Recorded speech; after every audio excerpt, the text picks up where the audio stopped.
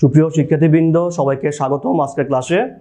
আজকে আমরা ফাংশনের চতুর্থ ক্লাসটা নিয়ে আলোচনা করব, যেখানে আমরা বিপরীত ফাংশন বা ইনভার্স ফাংশন কিভাবে বের করতে হয় এটা শিখব। ফার্স্টে আমরা বিপরীত ফাংশনের কনসেপ্টটা নিয়ে আলোচনা করি। মনে করো কোনো কিছুর বিপরীত বলতে আমরা আসলে কি বুঝি। ধরো তোমার কাছে একটা আম বানানোর একটা হচ্ছে জুস বানানোর মেশিন আছে, এটা দিয়ে হচ্ছে তুমি জুস বানাবো আর কি। সো তুমি যদি এখানে আম দাও, আমের জুস পাবো আমি এখানে।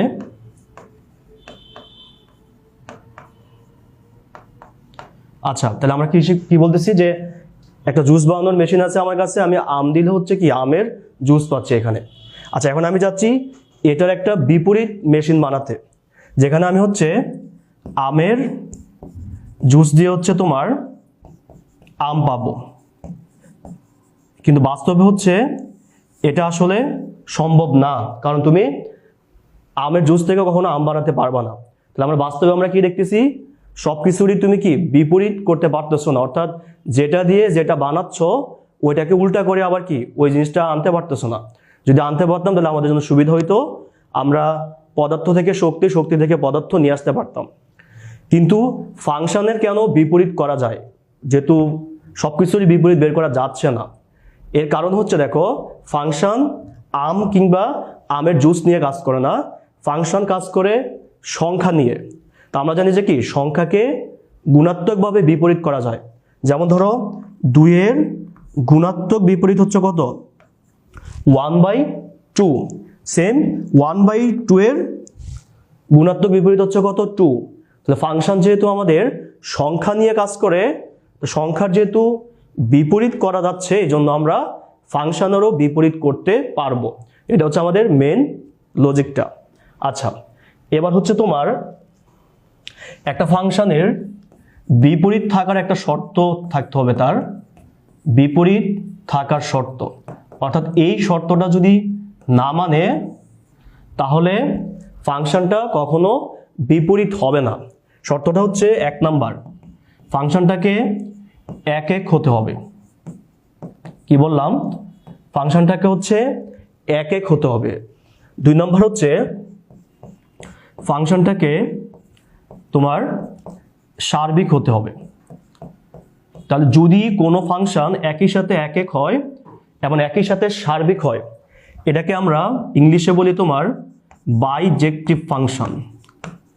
বাইজেক্টিভ ফাংশন, বাংলায় বলি আমরা প্রতিসঙ্গী ফাংশন। তাহলে যদি কোনো একটা ফাংশনের বিপরীত বের করতে হয়, ফাংশনটাকে অবশ্যই 1 এবং সার্বিক হতে হবে। আচ্ছা, এখন এই সার্বিক জিনিসটা কি, এটা আমরা প্রথম ক্লাসে আলোচনা করছিলাম। যে ফাংশনের কোডোমেন মানে কোডোমেনের উপাদান এবং হচ্ছে তোমার রেঞ্জের উপাদান সমান হয়, এটা প্রথম ক্লাসটা যদি তোমরা দেখো তাহলে আশা করি ক্লিয়ার হয়ে যাবে। মানে কোনো একটা ফাংশনে যতটা কোডোমেন থাকবে উপাদান হিসাবে, ততটা যদি রেঞ্জও থাকে, সেটা হলো আমাদের সার্বিক। আর এক ফাংশন কিভাবে হয় এটা আমরা দ্বিতীয় ক্লাসে আলোচনা করছি, অনেক ভালো করে আমরা আলোচনা করছি। ওই দ্বিতীয় ক্লাসটা যদি তুমি দেখো, এক ফাংশন তুমি পারবে আশা করি। তো কোনো একটা ফাংশন বিপরীত থাকার জন্য আমাকে যদি বলে যে তার শর্তটা যাচাই করো বা শর্তটা বের করো, দেখতে হবে এটাকে 1 কিনা, এটা কি সার্বিক কিনা। আচ্ছা, এবার ফাংশনের যে আদর্শ আকার এরকম দেখি আমরা। দেখো ফাংশনটা সাজদ্যাট হচ্ছে a থেকে b এর দিকে। আচ্ছা, এরকম হচ্ছে প্রত্যেকটা ফাংশনকে তোমাকে ডিফাইন করতে হবে প্রথমে, যে ফাংশনটা দেখতে কেমন। যেমন ধরো এই ব্যাপারটার আমরা প্রথম যে মানটা, এটাকে বলি ডোমেন বলি আমরা। অর্থাৎ ফাংশনের যেই সেট থেকে সম্পর্কটা দেখানো হয় সেটা হচ্ছে ডোমেন, আর যেই সেটের দিকে দেখানো হয় সেটা রেঞ্জ না, সেটা হচ্ছে কোডোমেন। এটা আমরা অনেকে ভুল বলি। যেই সেটের দিকে দেখানো হয় সেটা হচ্ছে সেই সেটটাকে আমরা বলবো কি কোডোমেনের সেট বলবো। আর কোডোমেনের যে উপাদানের সাথে ডোমেনের সম্পর্ক থাকে, ওই সম্পর্কযুক্ত কোডোমেনগুলোকে আমরা রেঞ্জ বলি। তাহলে যে ফাংশনের কোডোমেন এবং রেঞ্জ সমান হবে সেটাই হলো সার্বিক, আর এই সেটটা দিয়ে কোডোমেন বোঝাবে। আচ্ছা, তাহলে এইভাবে কোনো একটা ফাংশনকে আগে তোমাকে বিপরীত বের করতে হলে ডিফাইন করতে হবে। ওকে, তাহলে আমরা এখন একটা বিপরীত ফাংশন বের করি। তো আমি একটা এক্সাম্পল দিলাম, দেখো বললাম যে ফাংশনটা সাজ দ্যাট হচ্ছে আর সেট থেকে আর সেটের দিকে হলে y equal to F of x equal to 2x minus 1 এর বিপরীত ফাংশন কত, বিপরীত ফাংশনটা কত। তো আমরা এই ফাংশনের বিপরীতটা বের করব।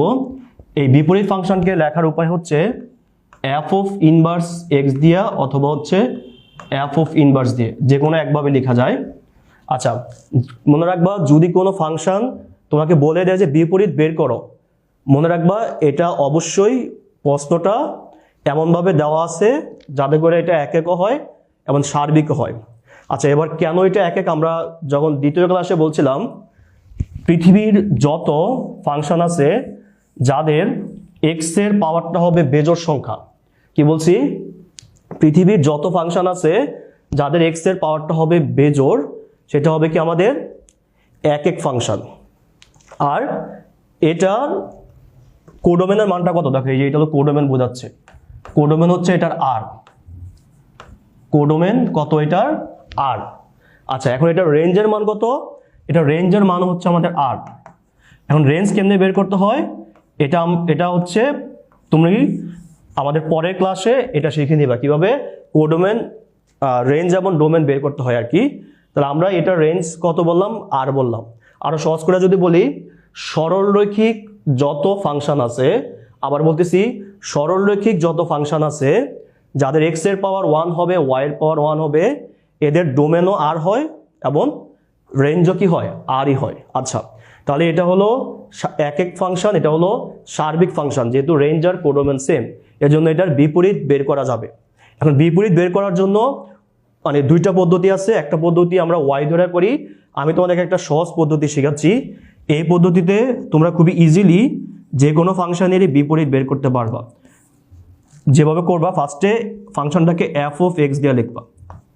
দেখো গণিতের ভাষায় ওয়াই যে কথা, এফ অফ এক্স কি একই কথা বোঝায়। তো তুমি কি করবা, এফ অফ এক্স দিয়ে লিখবা যেটা দেওয়া আছে। ওকে, এবার 1 নং দিবা সমীকরণ, পরে লিখবা যে 1 নং এ এক্স এর পরিবর্তে, 1 নং এ কি বললাম, এক্স এর পরিবর্তে এফ অফ ইনভার্স এক্স বসাবা। যে কোনো ফাংশনের বিপরীত বের করতে বললে এভাবে করবা, ফাংশনটাকে এফ অফ এক্স দিয়ে লিখবা, এক্স এর পরিবর্তে এফ অফ ইনভার্স এক্স লিখবা। এফ অফ ইনভার্স এক্স অথবা এফ অফ ইনভার্স দুইটাই আমাদের বিপরীত বোঝায়। তা যেখানে যেখানে এক্স আছে এখানে এখানে এফ অফ ইনভার্স এক্স বসাও। ফাংশনে যতটা ব্র্যাকেট প্রয়োজন হয় সবসময় ফার্স্ট ব্র্যাকেট হবে, কখনো অন্য ব্র্যাকেট আমরা ইউজ করি না, ফাংশনে করবো না। ওকে, তাহলে আমি কি করছি দেখো, এক্স এর জায়গায় এফ অফ ইনভার্স এক্স বসাইছি, এক্স এর জায়গায় এফ অফ ইনভার্স এক্স বসাইছি। ওকে, বসানোর পর এখন দেখো আমরা যেটা কাজটা করব, F R F of inverse এই দুইটা হচ্ছে, একটা বোঝাচ্ছে ফাংশন, একটা বোঝাচ্ছে বিপরীত। সো দুইটা বাদ যাবে, যেরকম 2 ইন্টু 2 ইনভার্স বাদ যায় 1 হয়, এরকম আমরা কি এফ এবং এফ অফ ইনভার্স বাদ দিব। সো বাদ দিলে এখানে কত আসে দেখো, এদিকে আসে এক্স আর এদিকে আসে 2 F of inverse x minus 1। তাহলে এফ অফ ইনভার্স এক্স এর মানটা হবে এক্স প্লাস 1/2। এটা হচ্ছে তার বিপরীত ফাংশনটা। এখন আমরা যে ফার্স্টে যে কথাটা বলছিলাম যে ফাংশন সংখ্যা নিয়ে কাজ করে, অর্থাৎ ফাংশনের ইনপুট আউটপুটটা এখানে উল্টাভাবে আসবে। কিভাবে দেখো, মনে করো এখানে যদি আমি ইনপুট নেই এই ফাংশনে, যেটা দেওয়া আছে 1, আচ্ছা 1 না, যেহেতু 1 দিলে 1ই আসে। আমরা ধরো ইনপুটটা নিলাম 2 নিলাম, দেখো তো এই ফাংশনে যদি আমি ইনপুট 2 নেই, মানে এক্স এর জায়গায় যদি 2 নেই, তাহলে আমি আউটপুট কত পাচ্ছি দেখো, আউটপুট পাচ্ছি আমরা 3 পাচ্ছি, কারণ 2 থেকে 2 গেলে 4, 4 থেকে 2 ইন্টু 2 হচ্ছে 4, 4 থেকে 1 গেলে 3। তাহলে এই ফাংশনে দেখো ইনপুটের মানটা হচ্ছে 1, আউটপুটের মানটা হচ্ছে কত 3। এখন দেখো আমি যদি এটাতে যদি আউটপুটটা বসাই, দেখো 3 বসাই আউটপুটে, এক্স এর জায়গায় 3 বসাইলে 3 প্লাস 1 হচ্ছে 4, 4/2 হচ্ছে কত 2। তার মানে দেখো এটার আউটপুটটা যদি এখানে ইনপুট হিসাবে বসাই, আউটপুট হিসাবে ইনপুটটা পাওয়া যাচ্ছে। তার মানে দেখো এটার আউটপুট এটার ইনপুট আর এটা ইনপুট কি, এটা আউটপুট, তার মানে কি এটা বিপরীত আকারে আসলো। এভাবে তুমি এমসিকিউতে চেক করে বের করে ফেলতে পারবা। আচ্ছা, এবার আমরা একটু বড় দেখে একটা ম্যাথ নেই। ফাংশনটা ধরো সাজ দ্যাট আর মাইনাস 2/3 থেকে আমাদের হচ্ছে মাইনাস হচ্ছে ধরো 5/3। আমরা এরকম একটা ফাংশনকে ফার্স্টে ডিফাইন করলাম, পরে বললাম যে f of x equal to হচ্ছে তোমার 5x minus 1 divided by 3x minus 2 হলে f of inverse x কত। আচ্ছা, আমি ফার্স্টে হচ্ছে এই জিনিসটাকে একটু বানাই নিছি এমনভাবে, দেখো এটার ডোমেন হবে, যেহেতু প্রথমটা ডোমেন বোঝায়, ডোমেনটা এমন হবে আর কি। এখন ডোমেনটা কেন এমন হইলো এটা আমরা পরের ক্লাসে তোমরা করবা ক্লাসটা, তাহলে বুঝতে পারবা ডোমেন কেমনি বের করা লাগে। আর এটার কোডোমেনের মানটা আমরা এমন নিলাম আর কি। আচ্ছা, এখন আমি কি বলছিলাম, যদি কোনো ফাংশনে তোমাকে সরাসরি বিপরীত বের করতে বলে তাহলে মনে রাখবা এটার এমনভাবে দেওয়া আছে যাতে করে এটা এক এক হয় এবং সার্বিক হয়।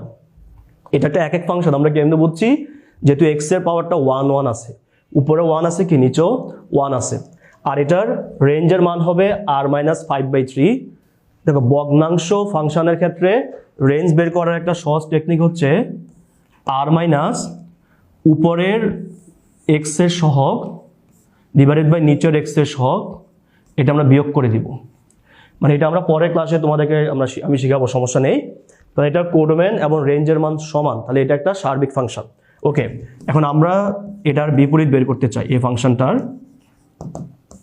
ফার্স্টে f of x লিখলাম 5x minus 1/3x minus 2, 1 নং সমীকরণ দিবা। পরে লিখবা 1 নং এ x এর পরিবর্তে এভাবে করব আমরা, f of inverse x বসিয়ে পাই। এখন আমরা x এর জায়গায় কি বসাবো, f of inverse x বসাবো। তাহলে বসাই দাও কত হয়, দেখো x এর জায়গায় f of inverse x, প্রথম x এর জায়গায়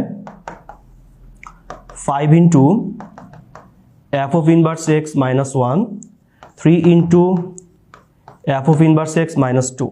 ওকে, তাহলে এখন যদি আমরা এখানে গুণ করি, দেখো গুণ করলে কি হবে, f R f of inverse বাদ যাবে, এখানে x থাকবে, equal to 5 of f of inverse x minus 1, এখানে 3 f of inverse x minus 2। আচ্ছা, আমি একটু এখানে লিখতেছি। তো এখন যদি আমরা পরের লাইনটুকু করি, তো পরের লাইনটুকু আমাদের আসবে 3x f of inverse x, এই যে x দ্বারা গুণ করো, মাইনাস 2x, পরে হচ্ছে আমাদের ওই পাশে থাকবে 5 f of inverse x minus 1। কি করছি এখানে দেখো, x দ্বারা হচ্ছে এটাকে আমরা ক্রস গুণ করছি আর এটা এভাবে রাখছি। পরের কাজ হচ্ছে তোমার ইনভার্সের পার্টটুকুকে তুমি বাম পাশে নিয়ে আসবা, 2x minus 1, পরে ইনভার্সটা এখান থেকে কমন নিবা। f of inverse x common নিলে এখানে যেটা পাচ্ছ তুমি, f of inverse x যদি কমন নাও 3x minus 5 পাচ্ছ আর 2x minus 1। তাহলে দেখো এখানে আমাদের f of inverse x এর মানটা আমরা পেয়ে যাচ্ছি সরাসরি। f of inverse x এর মান হবে 2x minus 1/3x minus 5। এটা হচ্ছে তার বিপরীত ফাংশনটা, অর্থাৎ এই ফাংশনের ইনপুট এই ফাংশনের আউটপুট, এই ফাংশনের আউটপুট কি এই ফাংশনের ইনপুট হবে। এভাবে যে কোনো ফাংশনে তোমাকে দেখ না কেন, যদি বলে যে বিপরীত যোগ্যতা যাচাই করো, মানে এটা কি বিপরীত কিনা, তাহলে তোমাকে ফার্স্টে দেখাতে হবে এই ফাংশনটা এক এক কিনা, এই ফাংশনটা সার্বিক কিনা। যদি বিপরীত যোগ্যতা না বলে, যদি সরাসরি বলে এটার ইনভার্স বের করো, তাহলে কি করবা, আমি যেভাবে করলাম f of x দিয়ে লিখবা, x এর জায়গায় f of inverse x বসাইয়া পরে জাস্ট হিসাব করবা। আর এইভাবে খুবই সহজে তোমরা বিপরীত ফাংশনগুলো বের করতে পারবা। আশা করি তোমরা ক্লাসটা অনেক ভালোভাবেই বুঝতে পারছো। সবাই ভালো থাকবে, সুস্থ থাকবে, আল্লাহ হাফেজ।